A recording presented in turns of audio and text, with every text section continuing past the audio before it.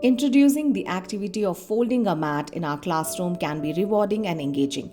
We begin by gathering the children to sit in a circle on the floor. Hold up neatly a folded mat and say, "Today, children, we are going to learn a new activity of folding a mat." Just like we unroll our mats to create our special place, we also learn how to fold them when we are done using them. Demonstrate the folding process yourself. Use simple languages as you fold the mat. Let children take turns and they can start learning one after the other. Invite more children to try different kinds of folds in a mat. Encourage every child to join you in the center and let them do a folding of a mat. As the child attempts to fold the mat, provide gentle guidance and encouragement. Use phrases like "well done," "fold one side, then the other side," "now you can make a triangle," "great job." Allow several children to take turns in folding the mats, ensuring that every child gets an opportunity.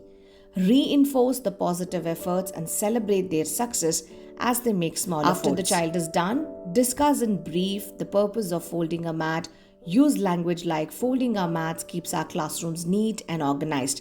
Children can also follow this activity at home. Allow the children to continue this practice of folding and unfolding. Follow for more.